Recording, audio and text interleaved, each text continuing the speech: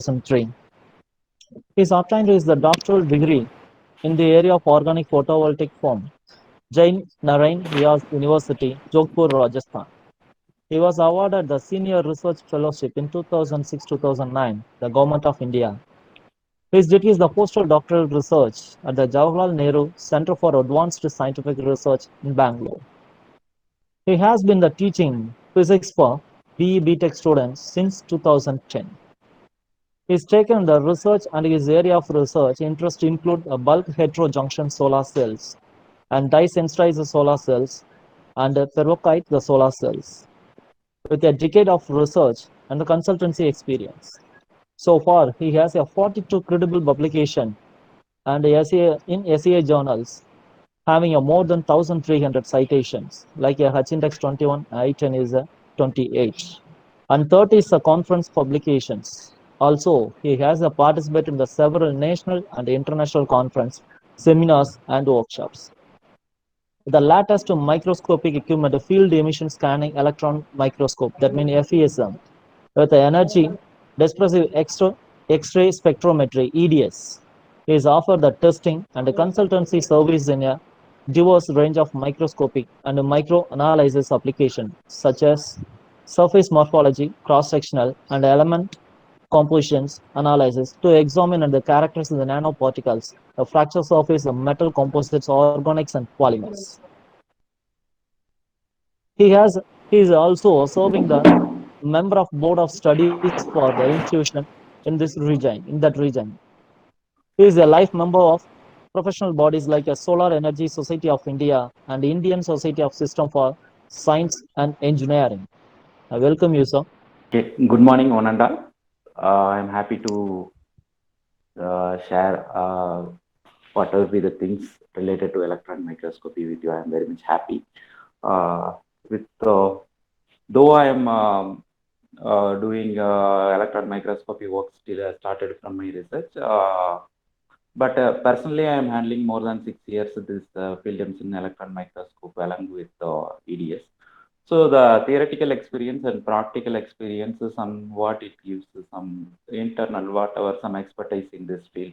So what are some information that I can share you related to sensor electrodes? Electron microscope it's quite common, but just now you might have heard the lecture of electron microscope that whatever we are going to discuss it is FESM. Similarly, TEM you might have here that we are going to discuss HRTEM. It's not a much difference, though you are mostly mechanical background. Simply, if I want to say, suppose 800 cc car and 1200 cc car, almost the performance will be functioning will be same. Performance only differs. Similarly, the basic principle for SIM and FESM or STEM and HRTM it is the same. The performance differs. Suppose back wheel driving, front wheel driving, GPTs we are using for different purpose, car we are using different purpose. Some different, the fundamental difference is there. But ultimately, especially if we are working on sensor electrodes, because sensors mostly we have to use for sensing the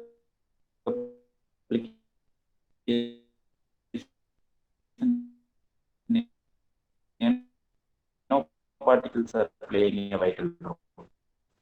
In such a case, if we are going to use a sensor electrodes,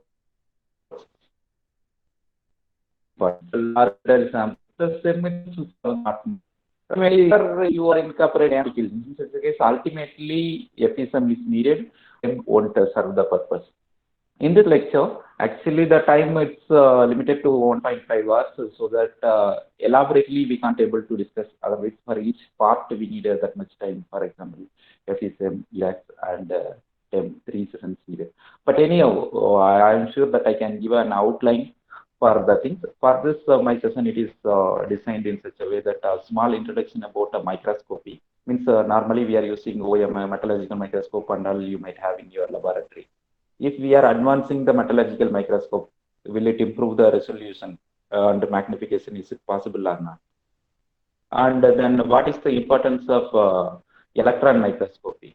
And what is the difference between electron microscopy and field emission scanning electron microscopy?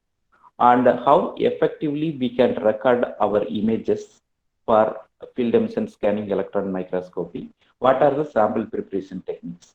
Then starting with EDAX, energy dispersive X-ray spectroscopy, EDS, energy dispersive spectroscopy, or EDAX, energy dispersive X-ray spectroscopy. Whatever be the sense we are calling, both are same. So suppose if we are taking EDAX, most if you have really tested the things or your scholars are doing the thing, you might have experienced the thing. Unnecessarily, I am getting lots of peaks. These are the practical experience. Theoretically, you are definitely you might have aware about these things, but experimentally, you may find some difficulties on those things. Similarly, finally, I am going to give an overview about HR10. So what we can get information through the HR10. HR10 means that a sample preparation complicated compared to efficient. But anyhow, it will give some information. What are the things, some outline. This is the overall view of our lecture. Okay, let us start it. I will stop my video also because some of you may not have such a bandwidth. Whole day you have to manage. So we will enter. Okay. One of the speciality of electron microscope it is, for example, each thing, tensile testing or universal testing machine or something means that is mechanical testing machines. Some of the electrical characterization, it is electronics are related to things. Some of the chemical characterization, it is related to chemical engineering, chromatography or some other things. We are not most commonly using such a characterization. In this case, the electron microscopy, it used all the fields. It doesn't matter physics, chemistry, mechanical, civil also. For example, ancient buildings are standing hundreds of years together, several hundred years without any flaw. It is retaining its strength. But whatever be the concrete building we are building nowadays, it has certain lifetime. It's not forever. Just like previous buildings, calcium, some clay, some kind of building. So what if we want to replicate such a thing? What are the composition is there in that material?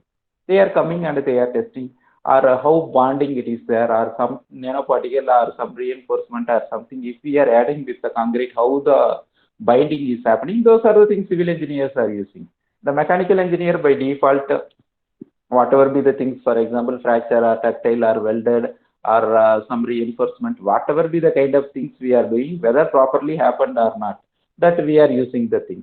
Even biological engineers, physics, chemistry, what else? Means this is the one of the technique widely used for almost all the fields of engineering and sciences. So that's the specialty of this microscopy technique. And one another technique, spectroscopic technique, if you are going something, it will give some spectrum. Even we are going to discuss later as part energy dispersive spectroscopy. It will give some peak and something. From that peak, we have certain knowledge to extract the information from the data. But in this microscopy, just see the picture and say the information. படம் பார்த்து கதை சொல்க, அவ்வளவுதான். But the thing, some background information we need. How effectively we can extract the image. Just if we are giving somewhere for some image and if we are getting, that won't be the effective way. So already some prior knowledge about the electron microscopy is needed. You might have exposed in the previous lecture, but exactly I don't know what he has handled. But anyhow, very simple example one I want to say that this is called a Lycurgus cup. It is there in British Museum. It's a 4th century, means more than 1600-year-old cup. But both are same cup. The speciality is when we are illuminating light from the front side of the cup, it is looking greenish. When we are illuminating from the back side, it is reddish. Based on the side where we are illuminating light, the color of the cup, it is changing. And also they are telling that depending on the kind of liquid which we are pouring over the cup, the color is getting changed. some speciality, but it is a mystery for till past century. The past century, a small broken piece of cup has been taken and done the electron microscopy analysis that they have done. It is find that it is a combination of gold and silver nanoparticles of 50 nanometer. One thing why I want to convey this thing here, the nanotechnology is thousands of years old, but we don't know it is a nanoparticles and all other things. Even various our natural medicine and things are made up of nanoparticles. So those things we are not aware because of the invention of electron microscope. All these things are revealed. So that just I want to insist the importance of electron microscopy. In 1600, first electron microscope, somewhat it will magnify, called a Leeuwenhoek microscope in 1600. Just we have to place the sample here and the lens will be there. We have to adjust the focus now. Somewhat magnified image we can able to get it. So the because microscopy also it's very old, means 1600 itself they have a concept of microscope. Even till nowadays we are having lots of microscopes. Though we are having powerful microscope, definitely your laboratories you might have metallurgical microscope. Those metallurgical microscope we won't test fractured samples. You know, it won't give one thing. Why we will discuss that thing. And one another thing, even if you want to magnify that welded area or some specimen, it has to be polished perfectly. Then only we can measure with certain magnifications of several thousand x, several thousand times we can able to magnify. For that, if it is polished perfectly, those and all it's not needed. And another thing, its magnification is limited. We can't go 10,000, 20,000, 50,000 and so on. We can't keep on increasing magnification with optical microscope. It's not possible. Not because of the technological development, though it is developed further, still it is not possible in future also the optical microscopes are being replacing the electron microscope or it is competing with the electron microscope. Because ultimately, whatever be the microscope, the resolution is matter. The resolution means, for example, two small dots if it is there. If we can able to clearly distinguish those two small dots, that we can call the resolving power of the microscope. How closely, for example, within the gap of 1 millimeter, I am placing two dots. If I can able to make resolution, but in nanoparticles, the resolution has to be of the order of 1 nanometer or less than that. But that what it is restricting resolution of electron microscope, it is light source what we are using. I'm not going in depth of this thing because the somewhat physics background and that. But in this slide, only thing what I am trying to convey, the light which we are using, for example, if we are using 400 nanometer light, we can get resolution of 200 nanometer. That's what's possible. But if we want to analyze nanoparticles, the resolution might be of the order of nanometers, less than 10 nanometer. Nowadays, it's giving 1 nanometer and 0.1 nanometer also. Then only we can resolve the nanoparticles, effective information about the nanoparticles, we can able to get it. But the wavelength of the light, the visible spectrum, it is limited to 400 to 700 nanometer. That is the visible region. That's what we are using for our imaging in our metallurgical microscope. So the optical microscope won't serve the purpose. It's okay for low magnification. Higher magnification, it is not possible to use this thing. And one another thing, why we are using electron microscope? The wavelength of electrons is very, very less. Compare the previous case, it is 400 nanometer. For example, the same wavelength of electron, if we are considering for the thing, if we are converting into nanometer, it is 0.3 nanometer and 400 nanometer, just you imagine. So what is the difference? Several order difference in wavelength. The source, it is that. There we are using light as a source. Here we are using electrons as a source. So similarly, several orders of difference in magnification and the resolution is also there in electron microscope.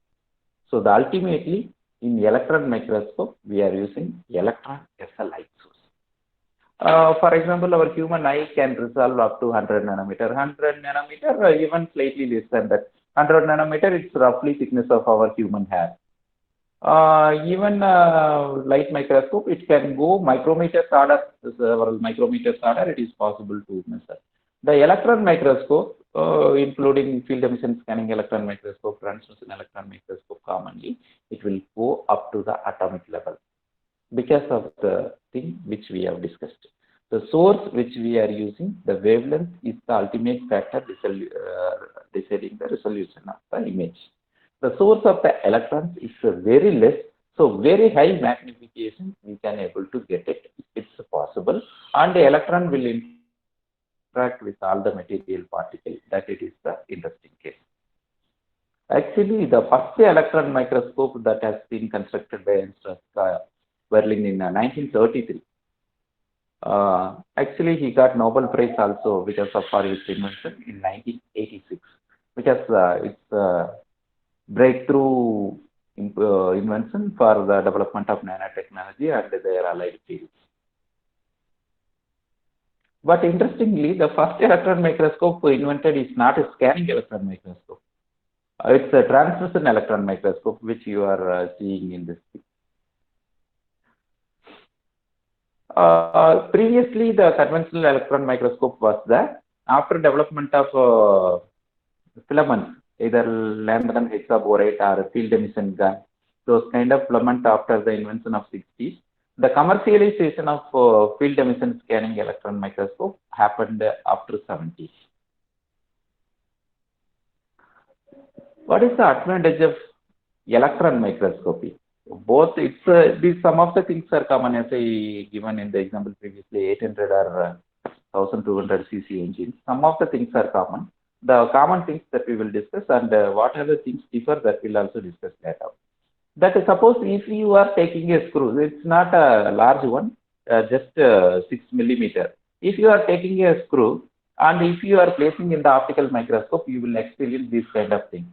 What is the thing? You can't able to focus the entire screw at a time, because that's what we are calling it as depth of focus. That it is limited for optical microscope, so that the entire screw cannot be focused at a time by using the optical microscope. This depth of focus for the electron microscope is very large. The left one, it is optical microscope image. The right one, it is electron microscope image. So the entire screw can be focused at a time to get. So this depth of field, one thing, it is much more for the optical electron microscope. Just I want to convey one thing. If someone having some queries or something, please feel free to ask, even in due course of time. Even you can, if you are typing, I can answer the thing. Otherwise, no need to wait till the end of the lecture to clarify to your things if you are having something. And similar way, for example, this is the optical microscope image. This is the scanning electron microscope image. This is the one of the biological specimen called a radiolarian. Because of the depth of focus is very less for optical microscope, we can't focus the entire portion of this irregular specimen. Where in the case of optical microscope, depth of field is large, so that the entire portion of the specimen can be focused at a time, so that the clear image of the specimen that we can able to get it. Just what I am trying to convey, apart from the magnification, this depth of field also one another concept, that also it is possible. That's why, for example, this one, blood corpuscles, optical microscope, it is giving circular shape. That exact morphology, there is a depth in the middle and all other things, we can able to get it from the electron microscope image only, which it is not possible in the optical microscope. So depth of field comparing to optical and scanning electron microscope. This is what I am trying to convey. Suppose if it is the fractured sample, the fractured sample will have the height variation of the order of millimeter. But in this case, that where in the case of optical microscope, that depth of field is very less. If there is a height variation more than 60 nanometer, that to 10x magnification, 10 times we are magnifying, it is not possible. but comparatively several orders, the electron microscope is having high depth of field. That's why the fractured sample, though it is having irregular morphology, that we can able to record the information. One thing. Another thing, this is the basic fundamental science. Don't worry, it's just a school science. But this it is mandatory for understanding, effectively interpreting the electron microscopy image. If we are understanding, it will be better. And also you have to excuse because most of we are faculties, we know these fundamental science, but this science it is needed for our electron microscopy. That's why I have incorporated this slide. For example, consider an atom. In this thing, suppose the electron from the electron gun, suppose the outside electron which is having high energy, 20 keV or 30 keV, if it is interacting with this, what it will happen? The inner cell electrons will be removed out. That means because of the higher energy of the electrons, the inner cell electron will be removed. This is the electron removed from this material. This electron is called secondary electron. For example, our specimen if we are taking, because of the electron beam interacting with our specimen, because from the gun high energy electron beam will fall over our specimen, and from our material the electrons will be ejected. Those electrons are called secondary electron. One thing. And suppose inner cell if it is empty, that what it will happen? Electron from the next higher energy level will fill, just it's like a Bohr atom model, and the energy difference between these two levels will be emitted in the form of photon, means simply light. This light is having energy of X-ray. This X-ray, if we are analyzing what is the energy of X-ray, we can able to say what element it is. The beauty of nature it is, there are lots of elements in periodic table, each element having this unique transition energy. Similar way, if we can able to count how many number of X-rays are coming from this specimen, we can say what proportion the element is present in the material. So this is nothing but our later portion, next portion, energy dispersive X-ray spectroscopy. What we are going to say? We are not going to take electrons. For imaging, we are going to use electrons. Where in the case of spectroscopy, for knowing the elemental composition of the material, we are going to use light X-rays. Not electrons, we are going to use photons. This part let us see later. So the secondary electrons are electrons emitted from our material, and one another thing may also happen when electron is interacting with our specimen. Suppose one another electron is coming, means what it will happen? The incident electron itself, after interacting with our specimen, it will return back, because those electrons are scattered back. So those electrons are called backscattered electrons. So ultimately, we are going to use secondary electron and backscattered electron for imaging and X-rays for elemental composition analysis. That's all. But for example, I am having a specimen. Electron beam is from the electron gun is falling over my specimen. What may happen? As I told, the secondary electrons may be emitted. Backscattered electrons may also be there. Secondary electrons are emitted from the specimen. Backscattered electrons are incident electrons. It is returning back 180 degrees. And another thing also we know, the X-ray photons may also emitted from the specimen. But for our convenience, we have taken only these three phenomena. But lot more phenomena will happen. That agar electron over the surface may be emitted.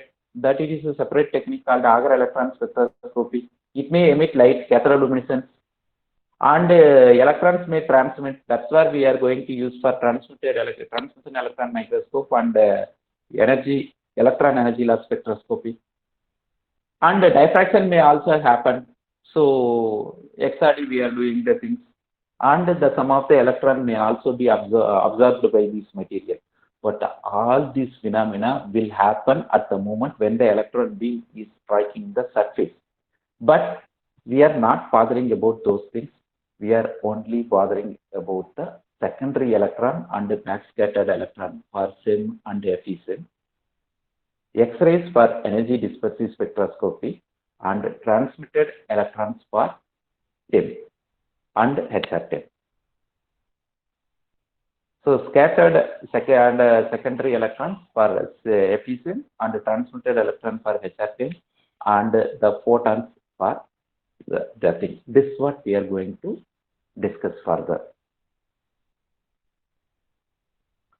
So one more thing, it's not a deeper science, but just to have an idea. Suppose an electron, our material may have several n number of electrons our specimen have.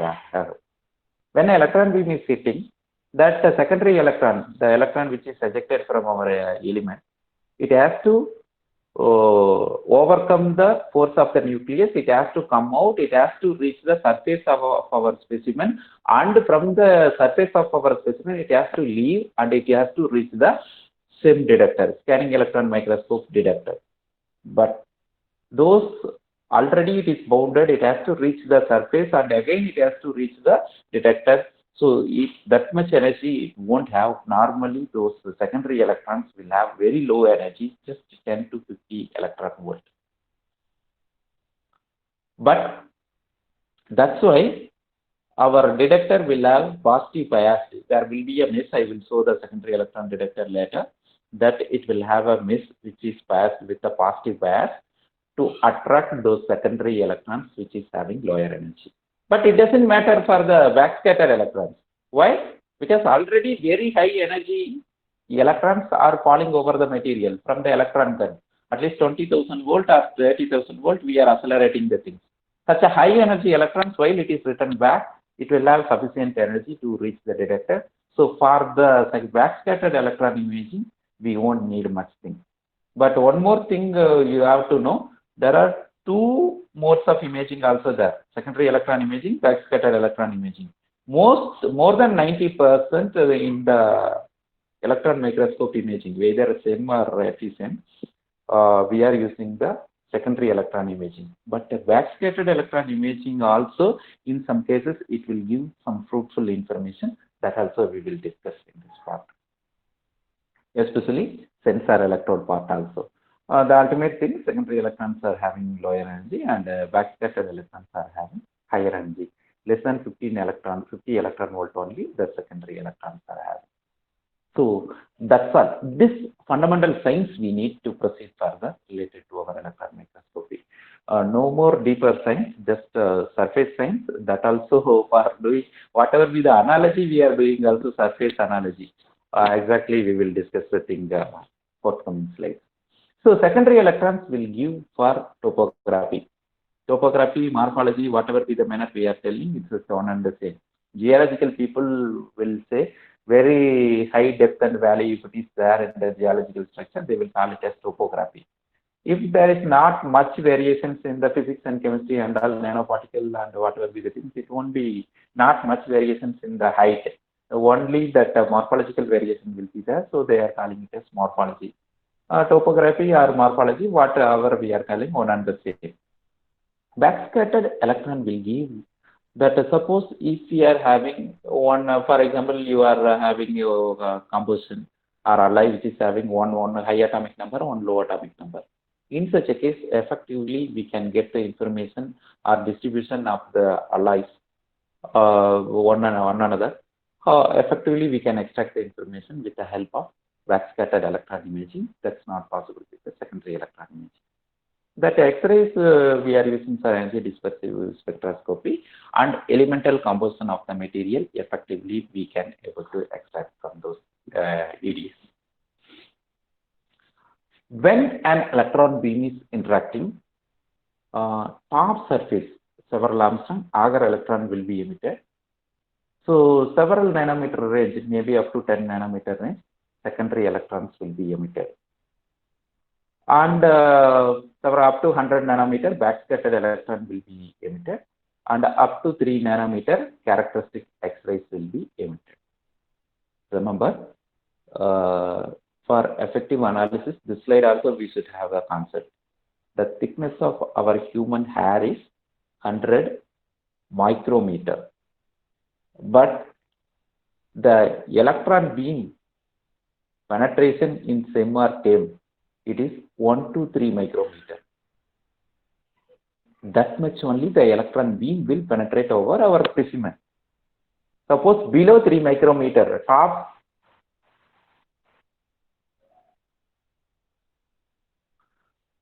surface, if we are having our specimen, for example, top surface of a certain alloy, it is not you have made in certain way, but you the micrometer level you can't say it is uniformly distributed and the thing. It may not be homogeneous. Suppose some welding or something if you are doing in that region, what it will happen? In such a case, maybe top surface it may be there nickel. Below 2 micrometer, maybe there copper. But if you are taking EDS, you will get only nickel, none about the copper. Copper it will give 0%. But here I have incorporated the copper. So actually that's what I am telling the thing.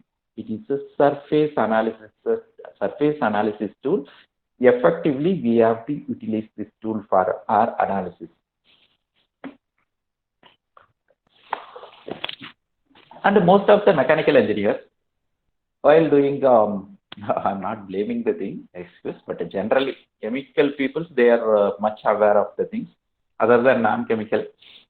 What they will do, for example, some film or some metal sample, welded sample, fracture sample, EDS, something, whatever they are analyzing, simply they will use with a bare hand or simply they will give it to us. But those samples, I can able to see the fingerprints over the specimen. But those samples, if your fingerprint is there, definitely in EDS analysis, sodium, calcium, potassium will be there because they are body minerals. And if it is there in ppm level, that also detected by our EDS. So that exactly where our sodium, calcium and all come for example, steel. Steel where you will get these elements. So that it is not because of the composition from the material. The purity is not maintained while preparing our specimen. And suppose if you are sending through the postal or something, lots of things may happen. So this analogy should also be there while we are doing analysis. That EDS, it is ppm level, it is sensitive. So while we are preparing the sample, this is the ultimate thing. We have to understand this thing much better. Because the thing, even surface also, some of the surfaces it may have grease and some other dust while, and also some other hygroscopic material will be there. Top layer it may be slightly corroded while it is coming for electron microscopy analysis. This microscope will do only that layer analysis. Corrode layer analysis only it will do the thing. What I am trying to convey, its penetration depth is limited up to 1 to 3 micrometer. For example, only 100 nanometer while you are doing the imaging. Even not even that 100 nanometer also for backscattered electrons, but less than 10 nanometer for secondary electrons. Generally, you may ask this picture how you are saying less than 10 nanometer. Secondary electron throughout the volume, wherever electron goes, the secondary electron will be generated.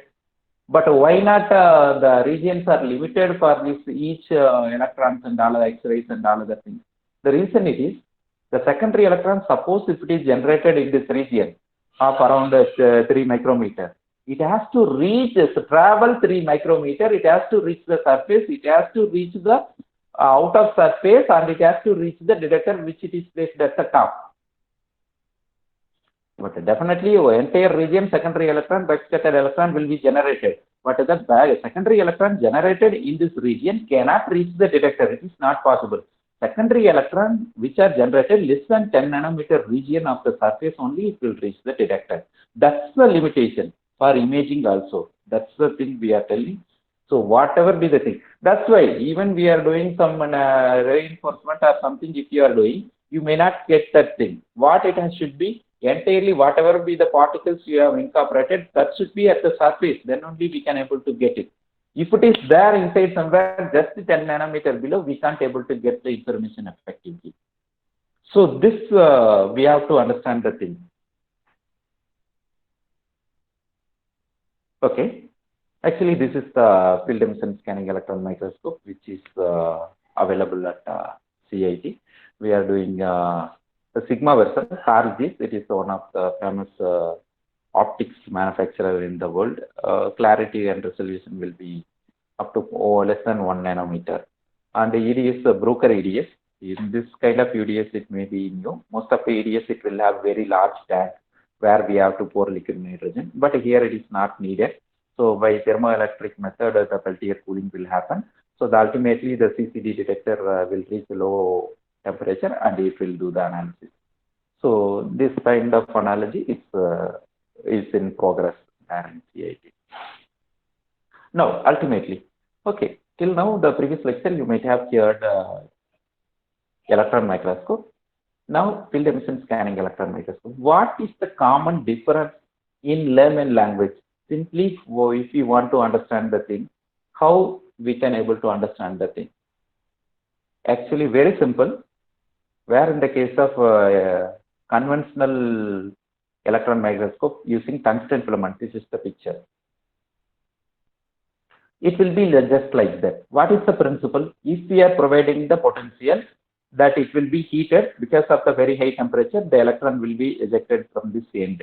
That's what this will be V-shaped. So just like our incandescent bulb, nowadays we are using LED and all other things, but incandescent bulb and the Gund bulb, just the same technology, this electron guns that they are using.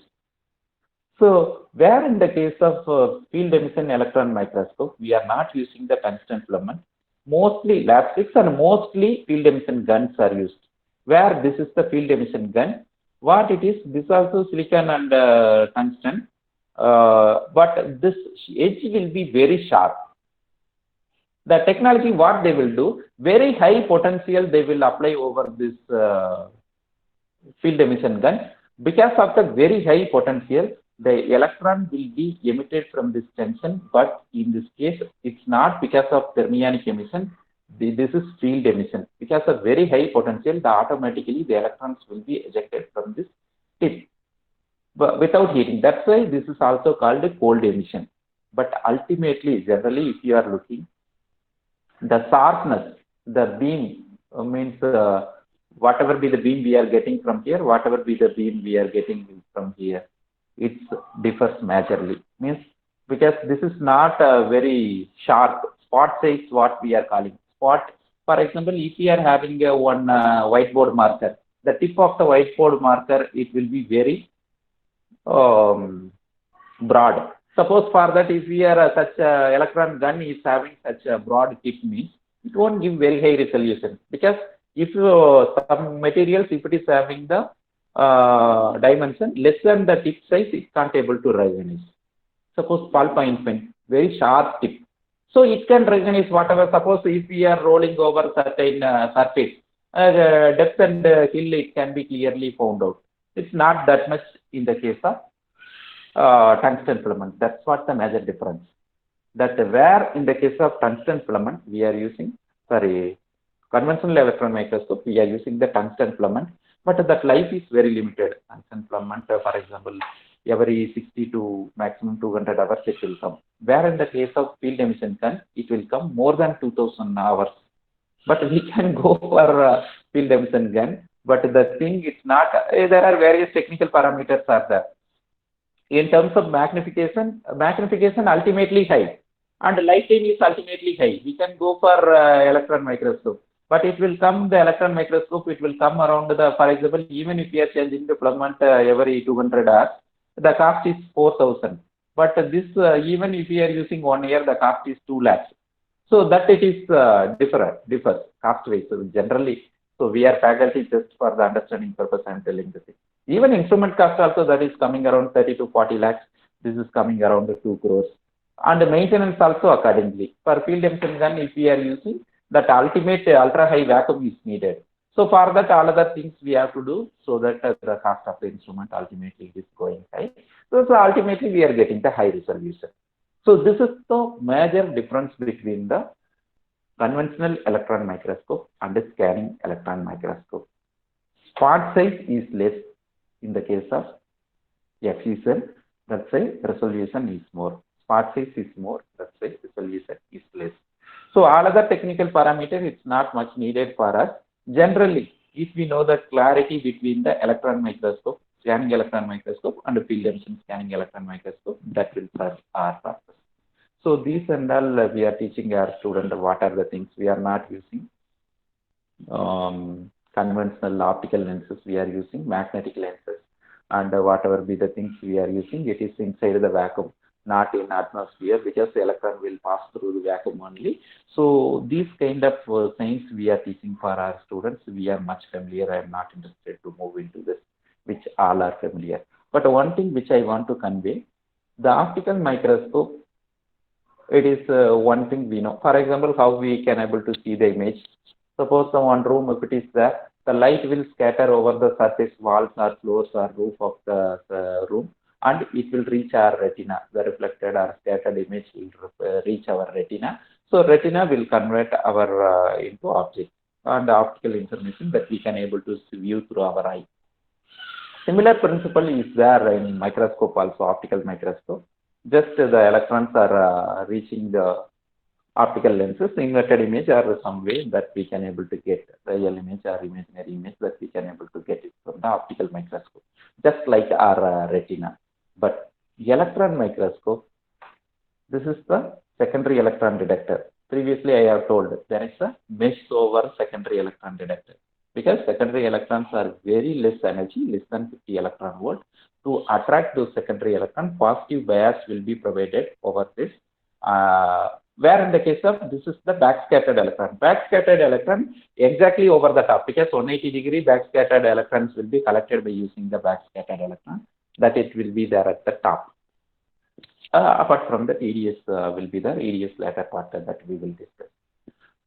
So in such a case, they are simply wire, layman language, if you say wire. Lenses are giving some images, okay, meaningful. How wires will give image, that to enlarge image. Actually, what it is happening in the electron gun, the electron will, that whatever our specimen is here giving, it will be divided into pixels. So only 1 micrometer or a few nanometers will be taken. That area will be divided into several number of pixels by in electron microscope. So what it will, the electron beam deflector scanning coil will do the purpose. Electron beam first will fall over the first pixel. How many number of electrons are reaching the detector? Correspondingly, in the monitor or display screen, it will take the corresponding intensity. More electrons mean dark, less electrons mean light. If no electrons mean black. So maximum electrons means white. That is the thing, just intensity variation. Then the electron beam will fall over the second and the number of electrons will be plotted in the second pixel, third pixel, fourth, and so on it will go.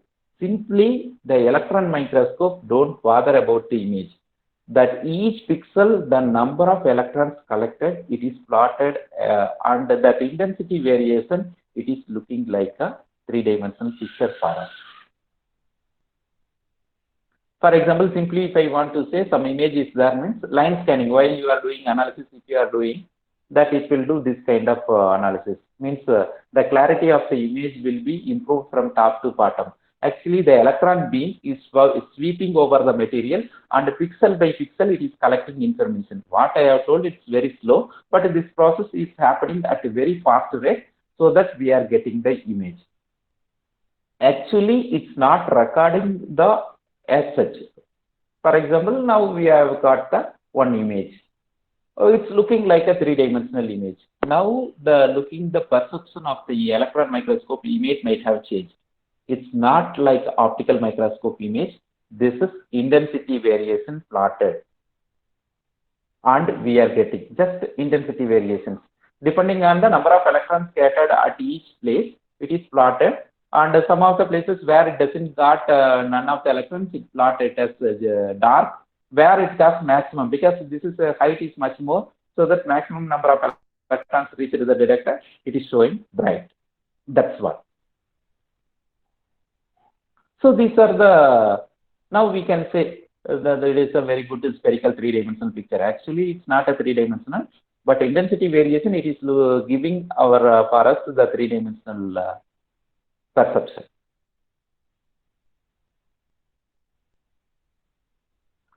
For example, these are the images recorded at carbon nanotubes. Suppose most of us know, but anyhow, um, I will convey more. A few of you may knew, or scholars may knew for this thing. The ultimate thing, if we are recording the electron microscope, the scale bar, it is mandatory. Without scale bar, the electron microscope image is invalid. Same image is invalid. What the scale bar is confirming? For example, generally, for example, this distance say 2 centimeter. Generally, for example, if you are seeing in computer screen, you may get this distance of 2 centimeter. Wherever 2 centimeter within the picture is equal to 200 nanometer. Then we can get a conclusion. Consider half, that will be 100 Okay, but nanometer. pull down the limits in case of your uh, election. Okay. So now, Oh, sorry. I thought someone is asking some clarification. Suppose generally, for example, I can say it's roughly, for example, these nanotubes are of the order of 10 to 20 nanometer thick. But we can able to measure some certain softwares are there or same analysis itself. While reporting to the journal, we have to measure exactly 21 nanometer or 18 nanometer exactly we have to report. But at least while seeing the image with the scale, we can compare. Now I can say nanotubes, carbon nanotubes. Now how I can say the size is in the order of nanometer, 10 nanometer or 20 nanometer size. So the scale bar is showing that we can able to say effectively. Another thing, EHD is nothing but a potential what we are using 10 kV, 10 kV potential we have used. So working distance means WD is nothing but working distance. That is the distance between the object and our specimen. Sorry, objective lens and our specimen. How much distance manually we are keeping. That it is called working distance. Signal means what kind of detector we are using. There are two secondary electron detectors are there in this machine. One it is called in-lens detector, one another called SE2, secondary electron detector 2. In-lens means this also secondary electron detector. Remember, two electrons we are using for our imaging, secondary electron and backscattered electron. This detector for secondary electrons, detecting secondary electrons. And one another thing, magnification, how much? This is the 200K, 2 lakh times enlarged image of the object. Means K means 1000, 200K, it is nothing but 2 lakh times enlarged image of the object. So one more thing, while we are doing the thing, we are not getting clear image. Somewhat some bright contrast, some darkening and other things it's happening in our specimen. What may be the reason? One thing, for example, consider this is our specimen. Suppose consider this case. Our surface is flat. In such a case, the electron beam is falling. The secondary electrons, whatever it is ejected from the specimen or coming out of the surface, is uniform. Whatever be the left side or right side, all other things. But consider this case. What it is happening? This surface, the more number of secondary electrons will be ejected. Where in this surface, it can't a long distance it has to travel and it has to reach the surface and it has to come out of the surface.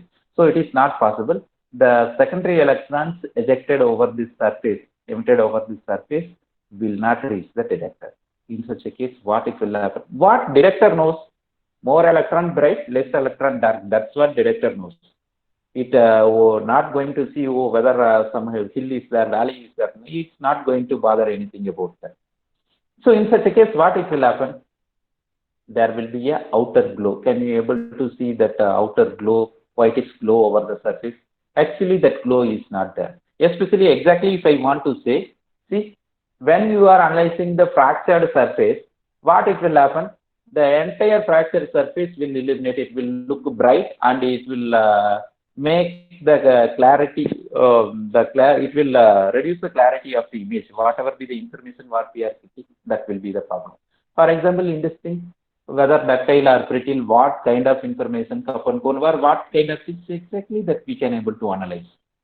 So if you are getting such kind of light over the surface, irregular surface, that it is because of the edge effect.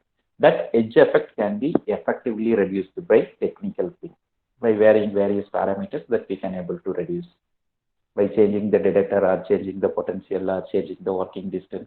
Effectively, we have to reduce. and if we have to extract the information in such a way, then only it is much useful.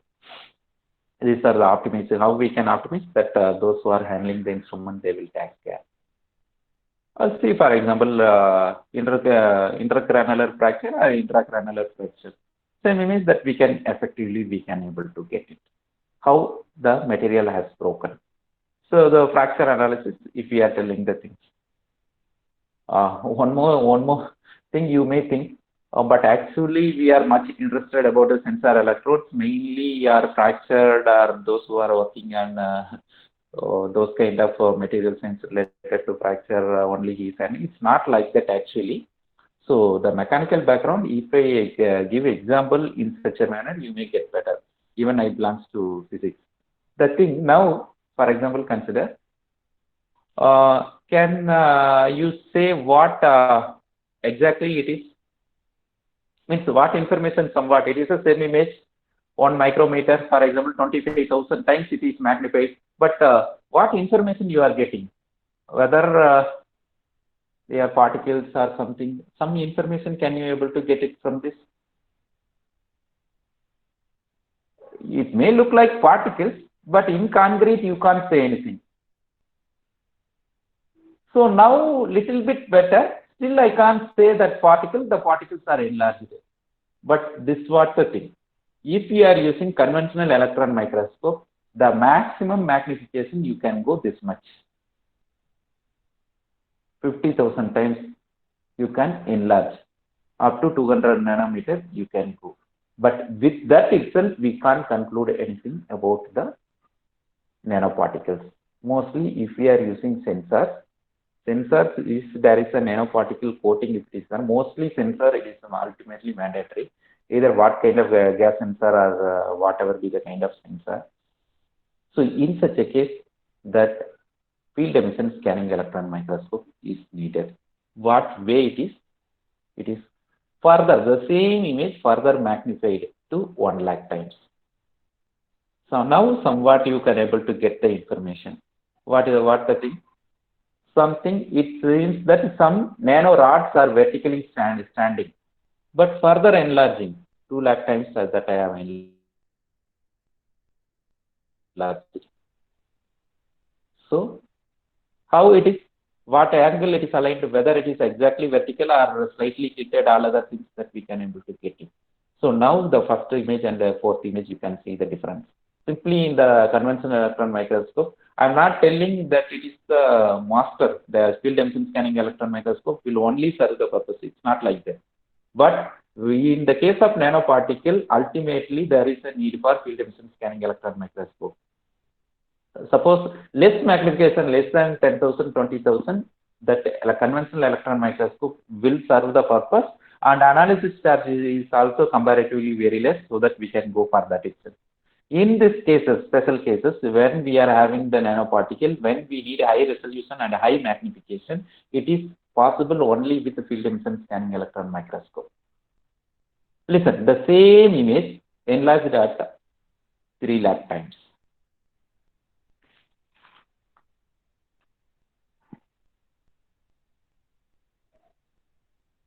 So this image was recorded by myself in this machine only. That in such a manner means actually this one they are using photocatalytic solar cell and all other purpose.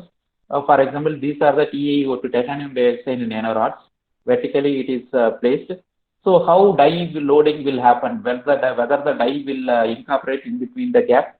So ultimately, the dye has to surround all these nanoparticles. So now what is the gap in between those two rods and all other things? So now by looking the image itself, we can say, if we are loading the dye, effectively it will load entire area of the nanorod. If it is compactly packed, the dye cannot penetrate over the rods. It is not possible. In such a way, effectively we can incorporate if we know the real background. One another thing, this. For example, it is looking like some black spots. Whether black is it is 4,000 times magnified. We don't have any idea whether black portion is our interest or white portion is gray portion is our interest. We don't know. What it is actually, we don't know. It is enlarged 25,000 times. Okay, somewhat some grains that we are getting. Actually, there are holes in between. Further, if we are enlarging, nicely we are getting, there is a diamond shaped particles are there, nanoparticles, because the scale it is conveying that in our information. Further, let me magnify. I have magnified 1 lakh times. Now the scale is 100 nanometer. Now we can see there are large number of grains, nano grains, that they are around 100 to up to maybe 150 nanometers in dimension, because each grain the size is getting varied. Some it may be 50 nanometers, some it may be 100 nanometers. So large number of, now we can able to see each grains at the grain boundaries. We are teaching our students grain boundaries, that we can directly look upon the things. For example, this is the same image enlarged at 2 lakh times. This is for the gas sensor applications. It's not our work, it's recorded by me, but actually there is a MA college, Mar Athenius College in Kothamangalam, Kerala, that they have done the analysis. What they are using the gas sensing application. Actually, this is tin oxide nanoparticle grown over the, coated over the glass substrate. They are using it for sensor applications. Before sensing and after sensing, they will do the analysis. What morphological change happened in the specimen, what the compositional change. They will do the composition variation at grain and grain boundary, whether those sensed gases are accumulated at grain boundary or not. Because by looking itself, we can see the things.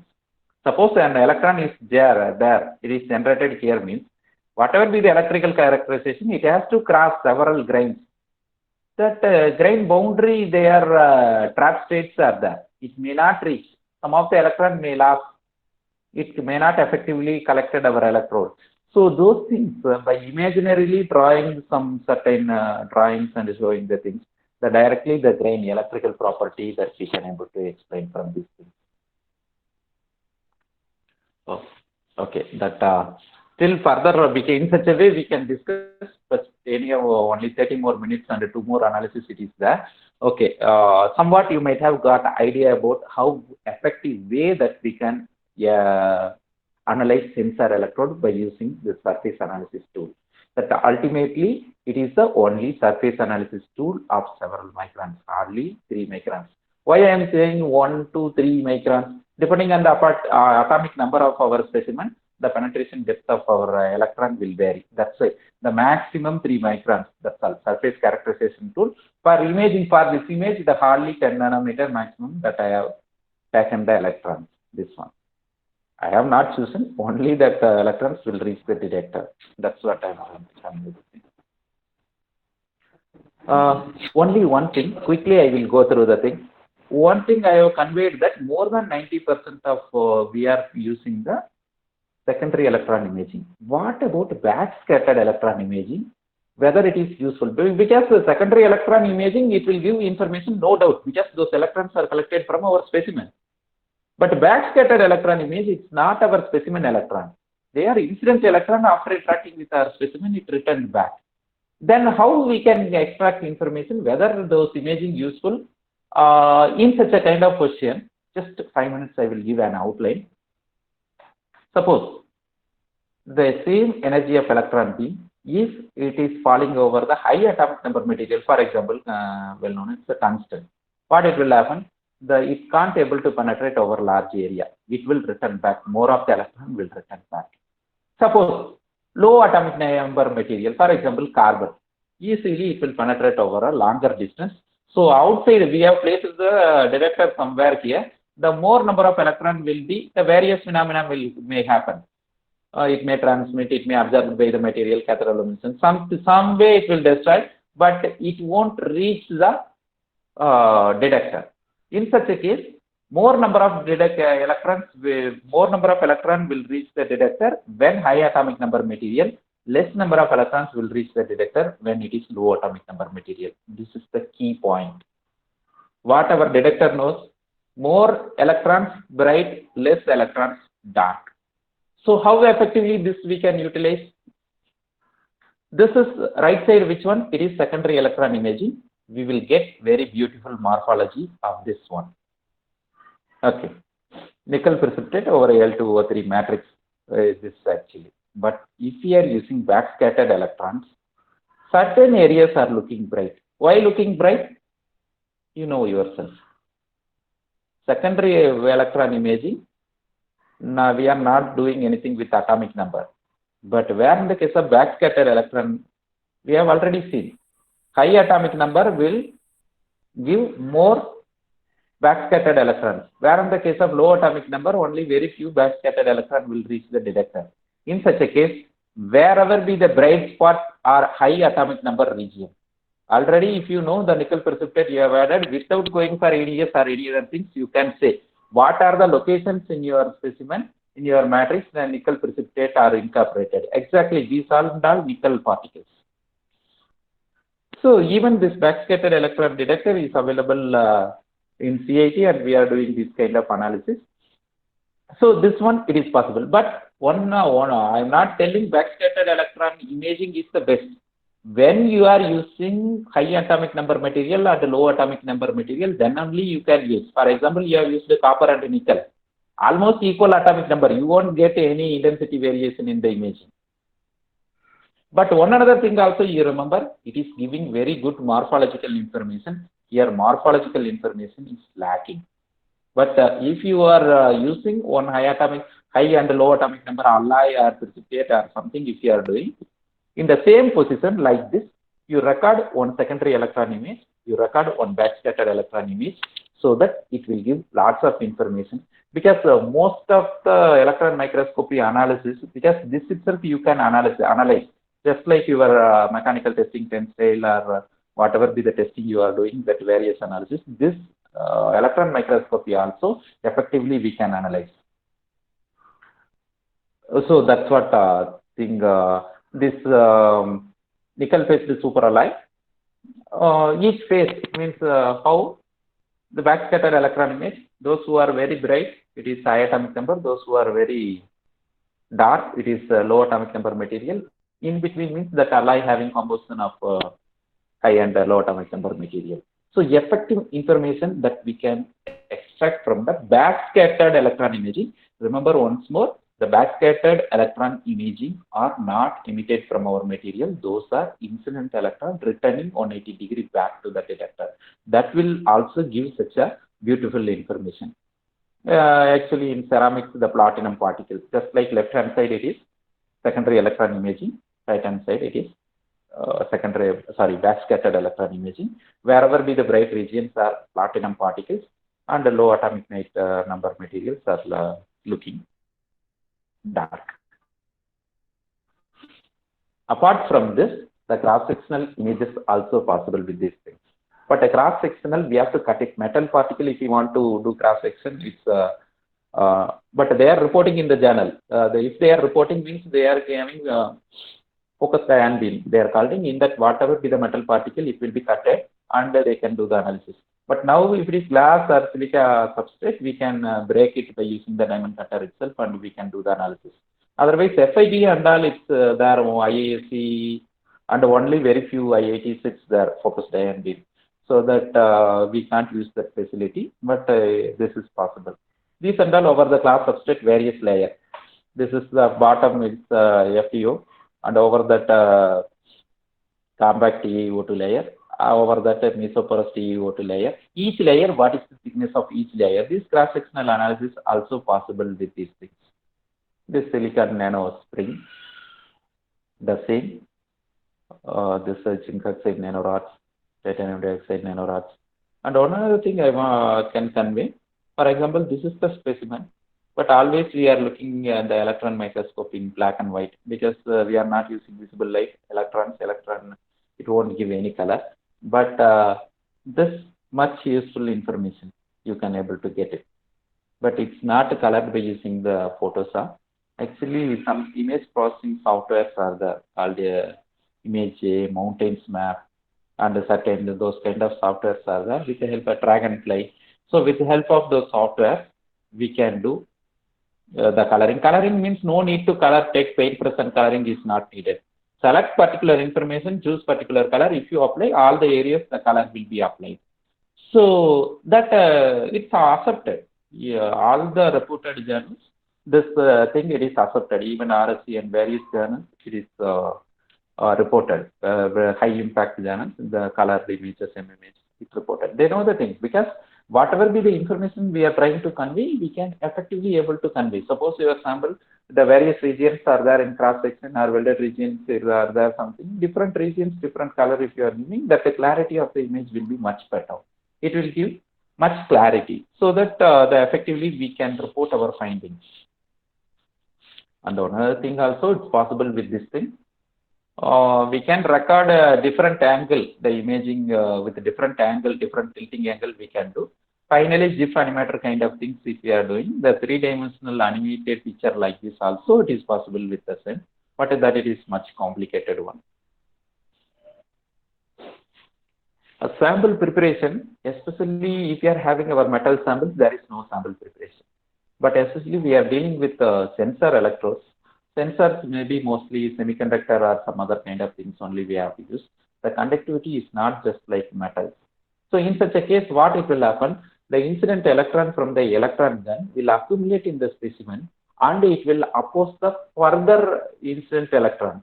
What it will happen, incident electron directly deflected and it will reach the detector and we will get image like a whitish image that we will get it, and we are calling it as charging. Charging is happening because of the proper conductivity is not there in our specimen, the charging will occur. In such a case, what we have to do, we have to coat either gold, usually we are coating gold palladium target is that we will coat several Armstrong layers and then we will do the analysis. Even copper, chromium or some other coatings also possible. This is the sputter coater which we are using the things.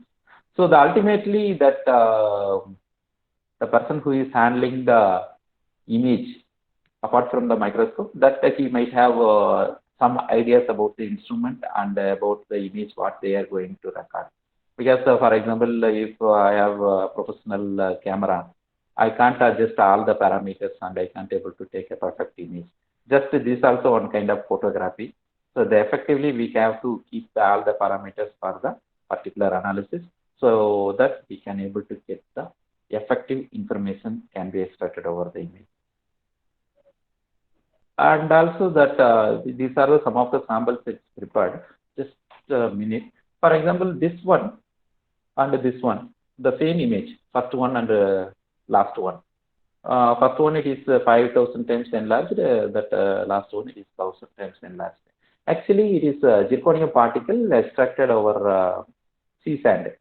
What they have done is sea sand that they have taken and they have plasma process. When it is passing through the plasma gun, all the low atomic number materials are melted and only high atomic number material like zirconium particles are collected at the bottom. From that they have done the analysis. Usually, this is the work of one of my colleague classmate also. He is working in Pondicherry University.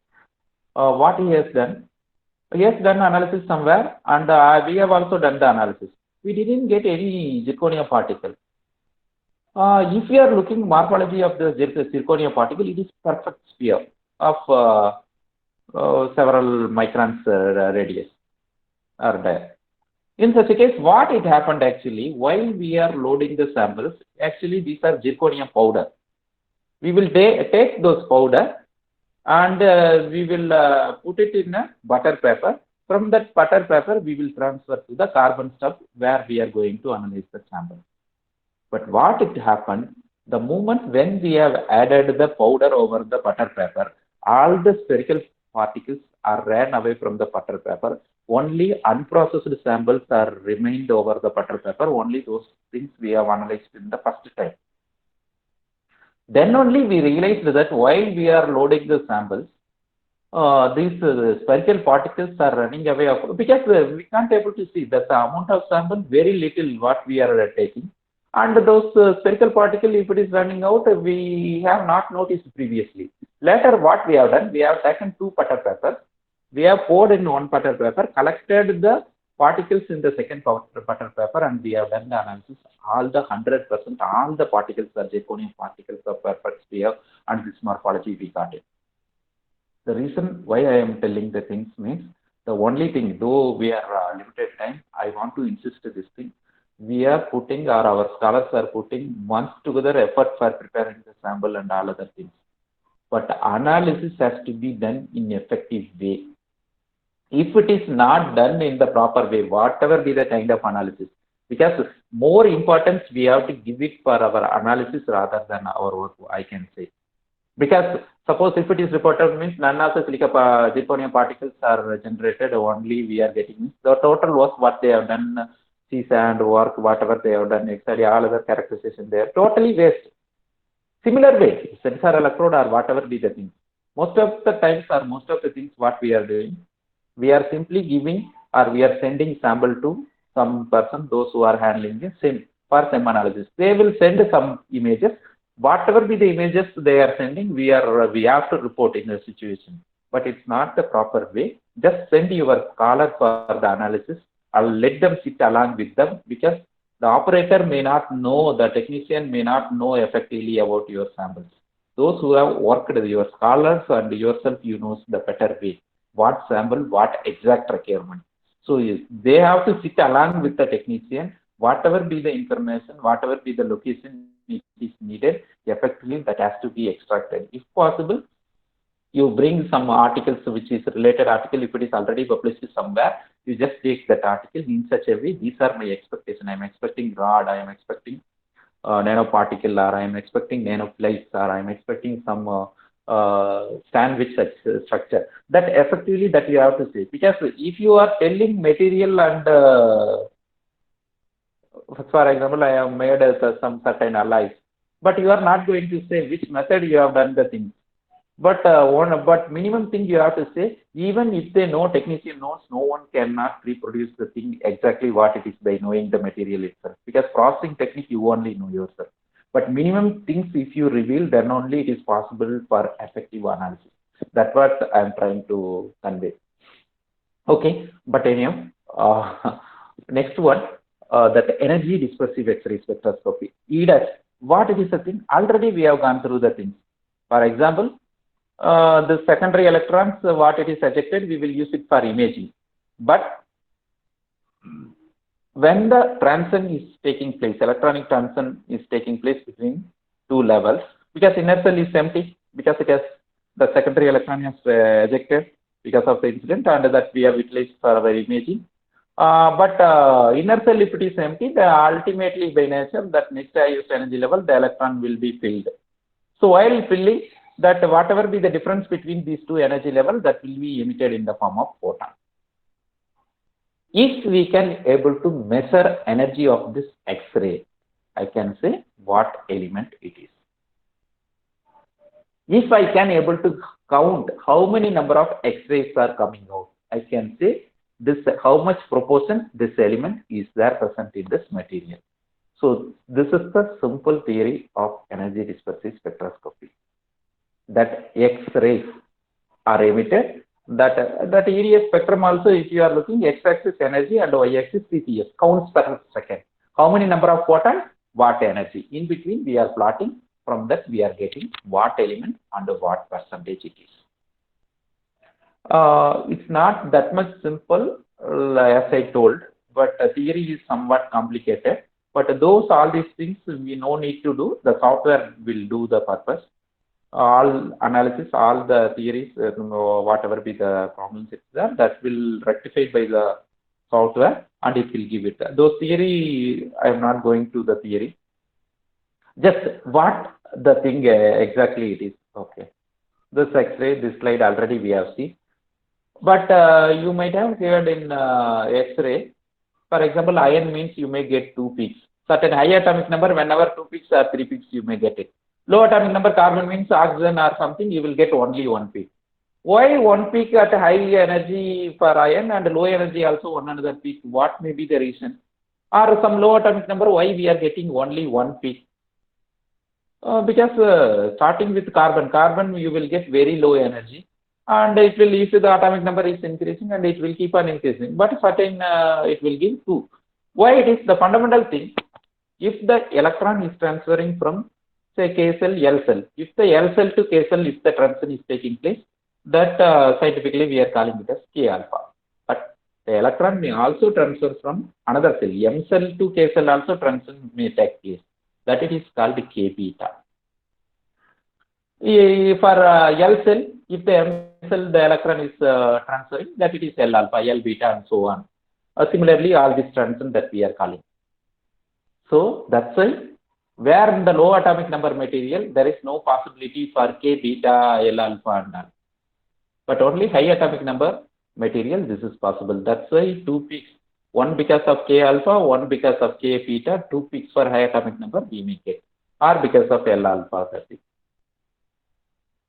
EDS detector, this will detect the X-ray photons, assembly, let me skip it, science. Simply what it will do, it will convert X-ray photons into electrons in readable form. And one other thing, also it will count the number of electrons reaching the detector.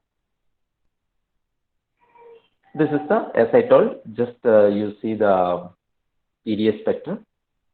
X-axis, it is energy.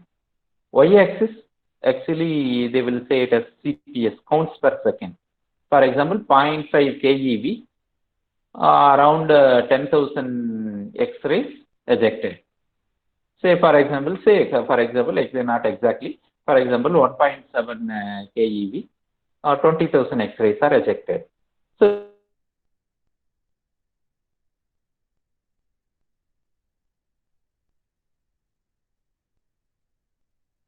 just like X-ray, based on the area under the curve and all other things, so that soft. In this, only 2 things that I want to say. Something I don't have that metal element in my, but I am getting such a peak. That one case it is possible, that it is called artifacts. Suppose, say for example, around 4 1 peak for titanium, around 5 1 peak for titanium. Why 2 peaks we are getting? We know, one because of K alpha, one because of K beta. But sometimes what it will happen, both this energy X-ray and this energy X-ray will reach at a time to the detector. What detector will think, both are same photon, a single photon. It will consider both the photon, it has X-ray photon as a single photon. What it will do, 4 plus 5, around 9, we will get one another peak. That it is called sum peak. This is actually not because of the material with this energy, that it is because of one artifact in the thing. And this how we can effectively reduce that this sum peak. That's one of the technical things. We have to reduce the dead time so that we can avoid the sum peak. One another peak, one another artifact in this EDS, it is called silicon escape peak. What in this case also I am getting so many number of peaks, but actually that element is not present in my material. So this may also be possibility. How it will be? This is copper peak, this is titanium peak. But those electrons, whatever detector is made up of, actually detector is also made up of silicon. Silicon lithium detector. When the X-ray is reaching the detector, it will ionize the silicon atom to the higher energy level in the detector. What it will happen? So whatever be the peak, new peak that we are getting, that will be energy less than energy of silicon, 1.74 keV, less than that we will get if we are getting certain peak, which we are not expecting in our specimen, that they are because of silicon escape peak. But remember, not only these are the artifacts, already some artifacts that we have discussed. The sample must be pure, and even if we are, our fingerprint is there, means if we are handling our bare hand without gloves and all, the body minerals will show. If, for example, if you are simply cleaning, polish the sample just finally, if you are cleaning with acetone and as such, if you are giving, some carbon traces will be there over that material. So those and all that major cause. So we have to much particular about the spectroscopy rather than microscopy, because all these things will be reflected in our spectrum. And one other thing, this will also be very much useful for our sensor electrodes, that different atoms, normally we know what element, what percentage it is there, that we can able to get it from the EDS spectrum. Where it is present, different element in different color, it is represented. For example, silicon means it is in green. In this region, silicon is there. For example, calcium means it is in purple. Also, in this region, calcium is rich. So, which area, which it is. For example, this is EDS mapping, this image. So, this is the actual image. This one, yttrium. What are, wherever be the green region. For example, these bright regions are yttrium rich, that we can say. So, oxygen also receiving the same region. So, so we can get a conclusion that this yttrium oxide is rich in this area. Similarly, wherever be the area silicon is there, nitrogen is also in the same area, it is present. So, what conclusion? Silicon nitride and yttrium oxide. What are the regions silicon nitride is there? Yttrium oxide, what are the region it is there? So, within the image itself, the location means how it is distributed within our material. That image itself, that we can able to get it with the help of EDS mapping. And this is also very simple. There is a small nickel layer in between the tin and copper zinc bottom. So in between there is a small nickel layer. How it is? What is the thickness of that layer? What element it is? Whether it is uniformly it is there or not? Whether it is diffused from area or not? So all these information that we can able to get. By electron microscopy, we can get the morphology, but we can't say what element it is. Somewhat, if the atomic number variation is there, backscattered electron imaging, we can get some information. But exact elemental detail that we can able to get it from this. This is also one another example of cast iron mapped thing. This is also. Apart from this, we can do line scanning also. Or a particular line, for example, from here to here, the line is drawn.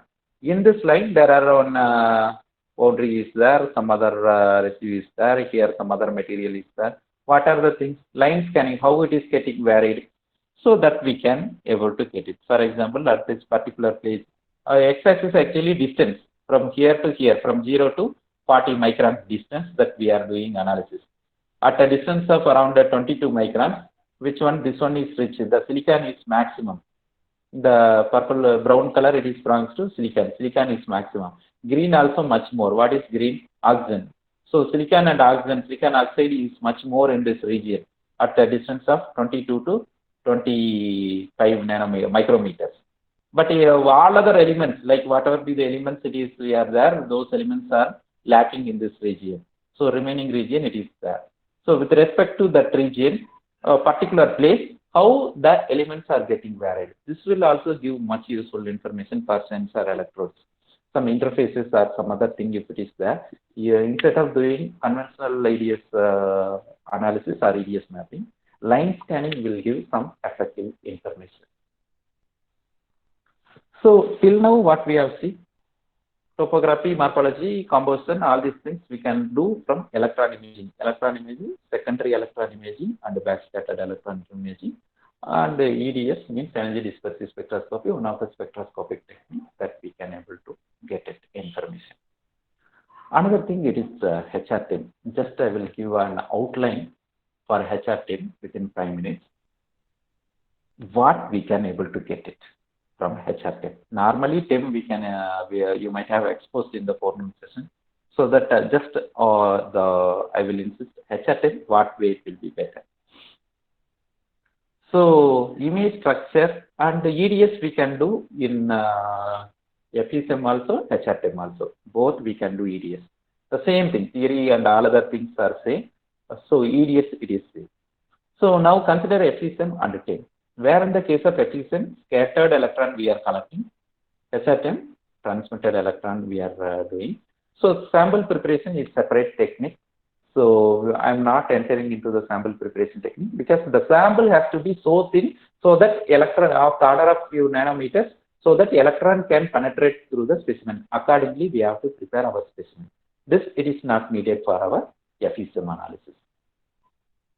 So two modes we can use, Tim. One, it is imaging mode, another it is diffraction mode. Both will give different information about our material. What it is? Diffraction mode, when it is passing the light, diffraction pattern we will get it like that. There are various diffraction patterns. Some it is circular ring, circular dots, or different dots, the perfect circular dots, or distorted circular dots. These are various electron diffraction patterns. Any pattern that we may get it, but each it is giving certain information. Exactly, if we are getting dots like this diffraction pattern, that it is a single crystalline material. For example, dots of different size, different, it is there two different material, crystalline material, or three different crystalline material, means we will get it like this. If we are getting like this circular rings, it is a polycrystalline nanomaterial. So based on the diffraction pattern itself, we can able to get crystal structure about the material. This we can't able to get it from the efficient structural details. So these morphological details, apart from the morphological details, effectively we can get it. But the structural details, somewhat if we need, this is the effective tool. So now we can say some inconel, it is a perfect. There are bright dot nearby one, two different crystalline materials are there that we can say. So this is the nanocomposite polycrystalline material. So this is the single nanoparticle, so that perfectly we will get it. So from the diffraction pattern itself, we can say what kind of material it is, that it is possible, one thing.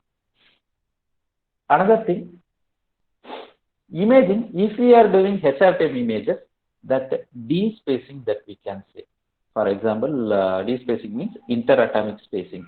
Between one atom and two atoms, there will be a certain distance. What distance it is?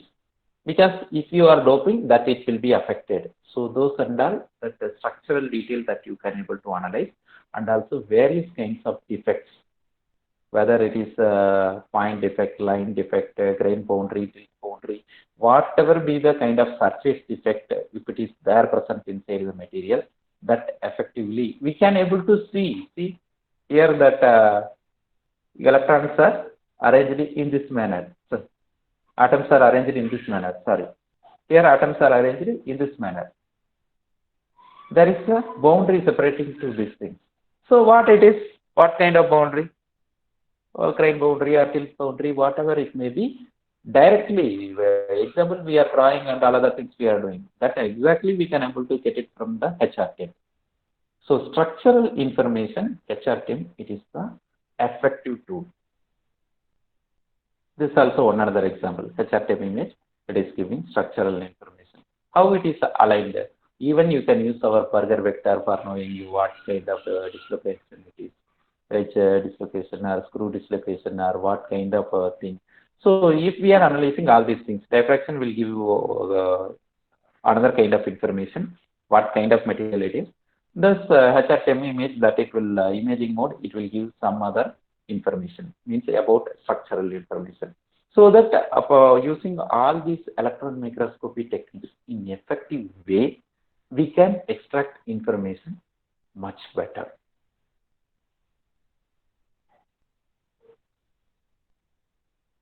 So that's what I conclude. It is effective and versatile tool for characterization. So if we are effectively utilizing, our work will be represented in best way, and so that publication or whatever be the kind of thing, presentation, thesis, all these things that it can be represented. Just simply conventionally taking some images, if we are spending some time and if we are effectively recording the images, that can be represented in much better way. I hope I have completed in time as given by the organizers, 1.5 hours. If there are any more queries related to this, I'm happy to answer.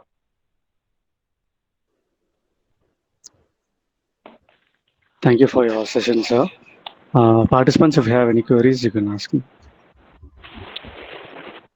Balraj sir? Yes, sir. Balraj sir? Yes, sir. Yes, sir. Sir, after getting the morphology, Yes, sir. how do you analyze? After getting the morphology, etc., Yes, sir. and how to use the structure Actually, this is a very simple. for further studies. Yes, sir. Actually, we have to, while recording, we have to give much importance, sir. After getting the thing is just an image, so that directly we will get the information. But for example, particles means there are various particles, but some software, if you are using, for example, image, there are various grains. The grain distribution or average grain size, if you want to calculate out of it, you can use that image. It is a free software. It is available in net. If you are using that, even how to use that software, it is given in the net itself. YouTube itself, certain videos are there. So the average grain size that you can report it. Okay. Similarly, for example, if it is tilted, how much it is tilted, Okay. even particular region, even what they are doing, some nano particles or nano rods, if it is there, what is the mechanical strength also, that even institute test and some kind of things also there. Particular single nanorod, whether it is behaving it as a diode or what is the Young's modulus and all other things, that it is possible. Even what kind of structure you are getting. From that you can say, for example, average rod size, for example, different rod you are getting. Nanoparticles means somewhat. So what is the average? That's what you have shown. Yes, sir. If you are taking top surface image, cross-sectional image. For the maximum magnification, you have shown that the rods are seen. Yes, sir. So Nano rod. yes, sir. So that After from that onwards, how to study use the structure for further studies? That's what my question is. for example, let me explain with that. What kind of studies can be done? Yes, sir. Let me explain with that Yes. structure itself, but it's not related to mechanical. But anyhow, you will get an idea, sir. Actually, those nanoparticles, if you are Okay. just a minute, just let me. Hmm.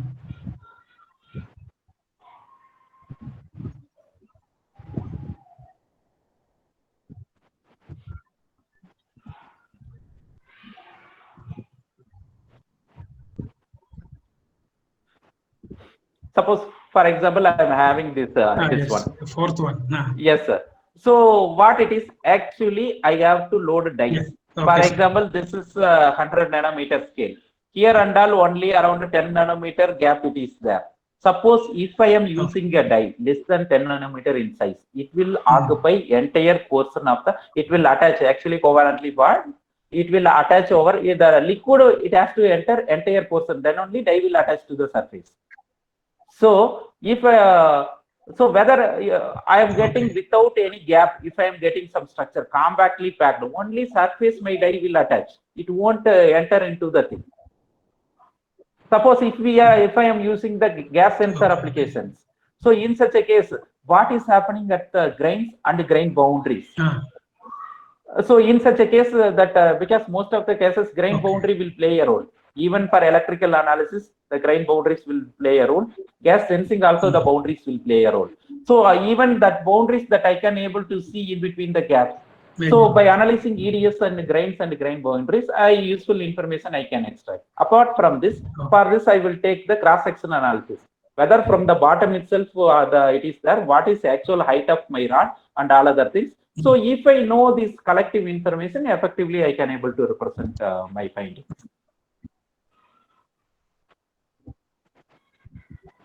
Okay. Okay, sir. Thank you very much, sir, for your exhaustive and very clear explanation. Each and every point. Thank you, sir. I'm very, very happy to be with this session. Yes, sir.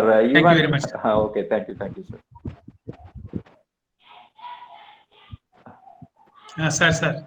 Participants, any other questions? Okay, Balraj sir, can we wind up the session, sir?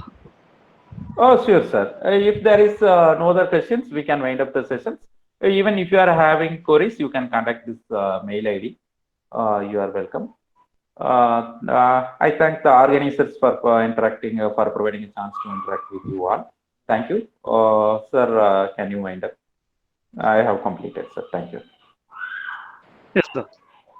Okay, sir. Thank you very much, sir, for the presentation.